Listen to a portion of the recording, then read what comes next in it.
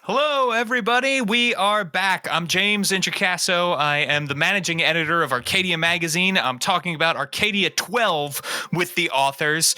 We're getting into spoiler territory. We're going to be diving deep into articles. So I'm excited to bring you that, but you've been warned if you're worried about spoilers. Right now, we are going to talk about from Arcadia 12, So Your Best Friend is a Monster, an article about curses and uncursing your friends who have turned into various monstrosities. With me, of course, is the author. Jess, introduce yourself. Let people know who you are and what you worked on here for Arcadia. Yeah, hi everybody. I'm Jessica Marcrum. I'm Angry Nerd Girl down in the chat. Oh, I can't look at my face because there's a delay. I'm just going to slide that camera out of the way. And I think I said my pronouns are she, her. In the real life, I'm a therapist, social worker, and the rest of the time I write TTRPG supplements and do sensitivity reading for mental health. Yeah, absolutely. And you've written, So Your Best Friend is a Monster. So give me the big high-level overview. What is this article about? So this article was inspired by running so many adventures on my show. Not my show, but a show that I DM called Three Flings, which is the adventures of three tieflings through the entire Uncaged anthology.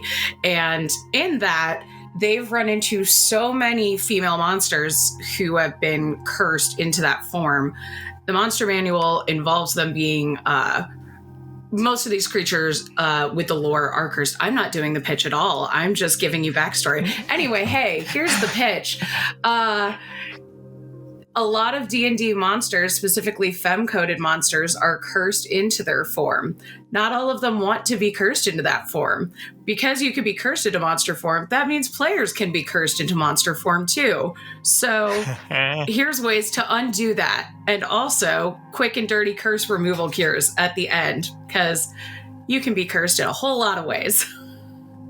Yeah, you can. And you know what? I think the origin story is actually really great to talk about. Like, how did you come to this article, right? So Uncaged Anthology, for people who may not know, is this great series of adventures that's available through the DMs Guild by a bunch of amazing authors, including Jess. And they are adventures that sort of break the stereotypes about female-coded monsters in games. And so Jess has also been leading a group through it on a live stream called Three Flings. And so that is the genesis for this, is because your players want to often uncurse these creatures, right? Yeah. And a lot of times they would find a creature and they met so many Medusas who were like, I'm trapped in this form forever. And they're like, well, the good news is we've met 20 other Medusas and we've built them a commune. So you can just like go live with other Medusas and do sculpture together. So, and they've like have several conclaves of harpies that they're friends with. But I was like, there's got to be another way. I love that. So I pitched this because I was like, there needs to be something. Absolutely. Well, and I think that's where most pitches come, right? We see someone identifies a need for their own game and thinks, other people might need this. And I think that is the case, right? And so we cover three. We cover Driders, Harpies, Medusas, but then we also have a guide for quick and dirty curse removal for any creature that is cursed, that you want to have it be more than just casting the remove curse spell, because that's sort of one of the most anticlimactic spells, right, that exists in D&D is like, oh no, a horrible curse. Well, here, we'll just go find a cleric who's high enough level. It's done now. Boom. Yeah, exactly. So let's talk about first the Driders. Drider is first up. Of course, spidery centaurs, near and dear to my heart in that I fear them very much because I fear spiders very much. I felt so bad when I found out you were afraid of spiders. No, this is good. This helps me get over it because now I have a way to, should I ever turn into a Drider, I now have a way to remove my spider legs, should that ever happen. So let's talk about how do you remove the curse of the spider legs? So it was tough writing this for the OGL, because if you know about Arcadia, you know that we can't actually refer to Lolth in this, and Driders are so intrinsically tied to Lolth. So you basically have to go to a drow goddess's temple and steal a bunch of ingredients to sort of reverse the process of a Drider being made. Driders are created when Lolth decides that someone has done something pretty great and decides to test them. And if you pass the test, you get to be one of her chosen. And if you fail the test, you become a Drider. And it's basically like if you're a straight A student and you finally get to the SATs and just fail, and except for now you get spider legs. So in this adventure, I set up a heist for a temple. So you have to sneak into a temple and then find some ritual components. A yokel I can't pronounce that, is technically the monster involved in the creation of Driders, but I couldn't mention the yokel because they're not in the system to reference, or the SRD, which is what we use for this. So I just said, a bound demon. That's a high challenge rating.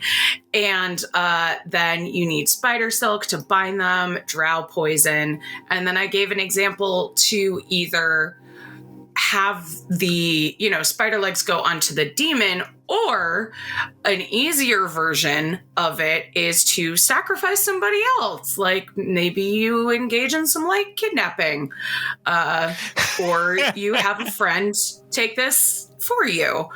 If you want to do a favor. And of course it can go terribly wrong, but also it might be cool. And I liked to give the demon fun and gross way to just, explode in eggs.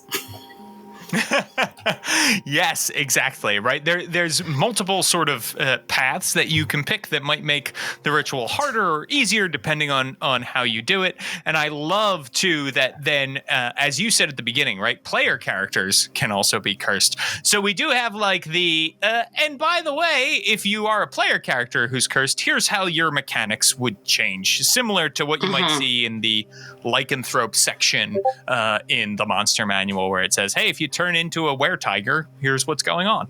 If you turn into a Drider, we've broken it down for you. Yeah, I remember when I actually pitched you this article, I initially pitched like 6 monsters to uncurse, one of which was a werewolf, because it has like, you can cure with removal of curse, but if you're born a lycanthrope, you need a wish spell. And I was like, we can find another way. Let's do all of the cursed monsters. And you're like, let's scale that back a little bit. Yeah, so I mean, this is the start of that, right? Is seeing these different ones, and I think what's cool about this is we're providing the answer for creatures that don't really have an answer. It's like, well, this happened to you. Sorry, you're screwed. Like, right. And so we're definitely changing that around, which is great. And so your second monster, of course, is the Harpy. So talk to me a little bit about Harpies and how they become cursed, because that's integral to how you lift the curse as well, sort of. So the story of the Harpy in the Monster Manual is one of the most angering things to me. It's basically like an elven woman heard one of the elven gods singing, and she was like, wow, he's so beautiful. I wish he would notice me, and fell in love with him. And then an elven goddess gave her the gift of a beautiful voice. So she was like, yay, now I can win him. And he still didn't pay attention to her. So she was like, all of this is meaningless. I spurned the gods. And they were like, well, you spurned our gift, and turned her into a Harpy. And I just thought that was so bogus. So I decided to expand that to, Harpies are what happen when you spurn a gift from a god. Yes. And also exactly. give us some justice for that first Harpy, because wow, really sucks to be her. Yes, and right, like that's sort of part of the Harpy lore in D&D. Harpies have this song that is luring, that can lead people to crash on the rocks. They're sort of mixed in with sirens from mythology, and so so how does then that song element play into curing or lifting the curse, we should say, of the Harpy from someone? Yeah, so for the Harpy, because the first Harpy story is so tied into like wanting fulfillment through another person, I got into this whole thing of like wanting to find self-acceptance. And that's also why I wrote the thing about like some Harpies are born that way and are just fine being Harpies. They might not even view this as a curse, but some obviously do. And instead of writing a song to lure in other people, they instead need to write a song, and players can help them with it to celebrate like who they are now and what they see for their future. And that's how you can cure the Harpy, with some powerful music. And yeah. As a music dork, that was special for me. Yeah, well, and it seemed really fun, right? Like there's this element of you can role play as much of that as you want, right? Or hey, if you want to break it down to some performance checks, right, we can make that happen as well. Right. But what I love about that is like, even if all you want to do is maybe write some fun lyrics with the Harpy, that's great, right? Like, the Harpy tells you what they envision, and then the players go and they try to write a song. Felt very Taskmaster to me in a fun way too, which was really, really great as a Taskmaster fan. But you've got that in there, and then we've got, again, here's what Harpy might happens to eat you. Yeah. So if you fail, there's a chance that the Harpy eats you, or perhaps that the Harpy that you become a Harpy, right, is sort of in your own hubris of thinking you could lift this curse. The gods are like, what? Right. We gave that curse for a reason. Hello. Yeah. Which is great, which is just wonderful and lovely. So talk to me a little bit then about the Medusa, right? This is the big one.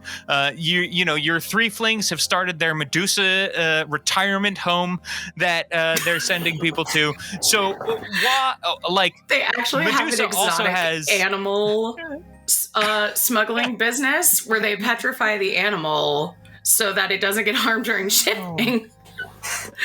And then transport it that way. Sure. There you go.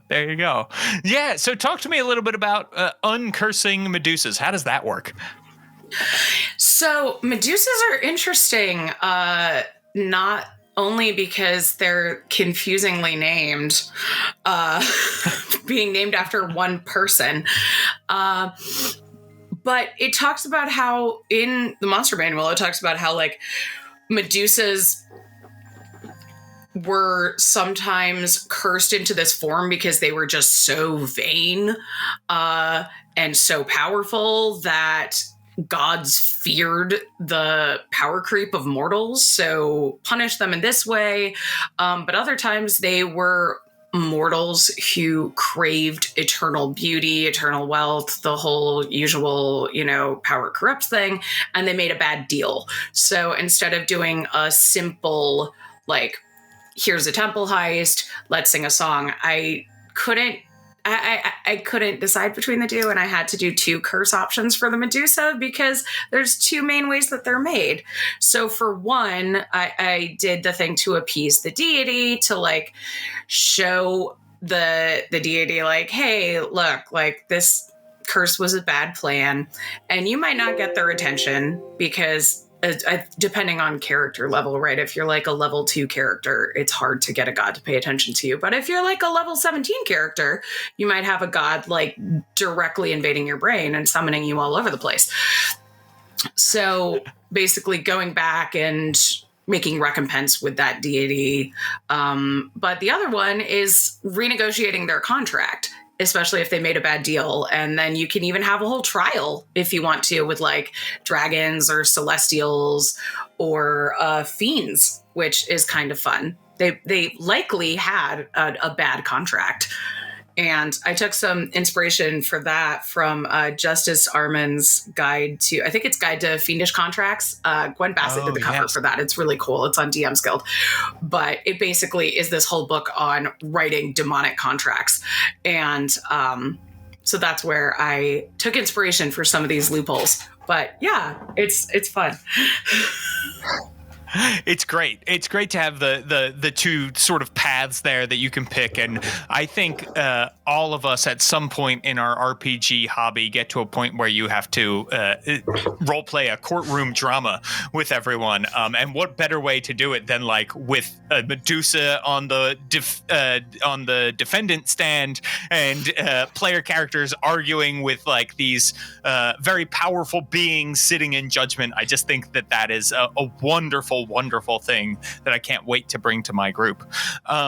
I want to talk to you a little bit about the player character sidebars, about like, here's how to make someone a Medusa or a Drider or a Harpy. We got a good question from Pesto Enthusiast, which is one thing that I noticed about those PC conversions was that they mechanically make the PC stronger, with the only downsides being in RP. Was that intentional? You and I talked about this a lot when we were developing the article. And I think, you had some really great thoughts about this that I agree with. I was like, did I? I think it's the hard thing is that like, well, some GMs might just be fine with having a stronger character. Like some people like to run parties entirely of monsters. And if you want to have a super tough campaign, like where the players are tough, I mean, that's fine. If you're in other situations, if you're having a more traditional style campaign, like you might not get a quest, or you might have to leave a party member outside, or you might go somewhere and be attacked on sight, which is kind of like when I used to play Palladium, we would have to leave most of our party outside of the village because we had like one dwarf and he could go in, and the rest of us were all like wolf people and goblins, and we just weren't welcome places. And that kind of thing, like, could happen with a Medusa. It might, like, your campaign might change, right? It becomes more of a protection mission instead of like, we're going on adventures to hunt monsters. It's more like we're on the run from monster hunters to keep our friend safe. So it just kind of changes that style. Yeah, absolutely. It makes it hard to do anything else. The other thing is some of these features and traits that a monster has are not necessarily great for being in a party, right? Like the Harpy's luring song has a range of 300 feet. 300. That makes it hard. Yeah, and when I initially wrote it, I talked about making it really low and scaling with the level and not hurting your allies. And you were like, oh, no, it should hurt them. And I was like, oh, that's a good point. So like you're actively endangering your party. So they're going to want to curse you. Also, like the Medusa's petrifying gaze, something you might want to talk about with your party is like, or with your table is that at will or not? Because the monster manual doesn't specify. Like, and I've run a lot of adventures with Medusas now. Some of them wear blindfolds, some of them wear sunglasses, some of them can control it at will. So I don't know what was intended. I haven't spoken to Jeremy Crawford about it, but it seems to be unclear. And so I'm going to say that's up to you if your Medusa player accidentally petrifies the team all of the time. Yes. Yeah. And so that is another thing to be aware of, is that these do make that person powerful, but in many, many ways a detriment to their friends, which I think is an important thing to look out for. Let's talk a little bit about quick and dirty curse removal. Now, I love me some random tables, Jess. And so what do we got going on here? What do we got here? We got a lot of random tables. Looks great. But what is this? How can a GM use this? Yeah. So if you have a player who does something they shouldn't have because player's gonna player, you can telegraph as much as you want that they should not touch something or not go somewhere because there is a curse. And that is really just them going to be like, ooh, cool, a button, and push it. And you're like, damn, I didn't have anything planned for this now. This is your way to help them uncurse whatever stupid thing they did. Also, I think this works well for cursed items because a lot of times we have these really cool cursed weapons and rings, and it's just like, oh, they can't take it off until remove curse happens. And that's so boring. I think a quest is so much more fun than a spell that you get at like not even tier 2 or the beginning of tier 2. Like a 5th level cleric can cure you from your axe that makes you attack your friends at random. Like, come on. So roll on the curse breaker table to see who you need to, or just pick, because whichever one you want to deal with, right? And yeah, to pick like who's gonna cure this. So I was thinking, I initially had these all D6s. It was 6 all around, but then in editing, people were like, oh, a Sphinx would be cool. And then I was like, well, if we're gonna have a Sphinx, let's just make it full D8 and I'll add a dragon too. And so yeah, you've got a bunch of people who could cure your curse, and they all want different things. And as I was coming up with these different things, I realized how similar some of them are. Like the celestial or a high priest might want a donation to their temple, and that a cult leader might want a donation to their temple as well. But whereas a celestial high priest might want, you know, like you to spread the word and the good deeds of their deity, a cult leader might want your capacity to feel love. Or a hag might want your fingernail clippings or your favored memory. And the rare potion was fun. I pulled from the what is it? The rope that they bound Fenris with the sound of a cat's footfalls and the teardrops of a ghost kind of thing. Like that's where that came from. But I thought the idea of adventurers diving to get baby kraken breath would just be that's an adventure in itself. And giving an archfey your true name. Like, how much do you really want that curse cured? Is it worth it for an archfey to have your true name? Yeah, right. And making hard choices like that, I think, is an interesting way. It gives a reason for the curse to be in the world. Like, oh, I cursed your friend because really I want your true name, right? Right. And that's a great way to go. It's funny, this theme of the remove curse spell is taking adventure out of my adventure game is something that we've seen now twice in Arcadia because we did have an article about curses in general, sort of long-term curses, not becoming a monster, but different kinds of curses. I think there is one curse where you're that like turning Leon, right? into thing. Yes, Leon Barrel Arrow put that together. Also a wonderful author who has done a lot. They're really, really great.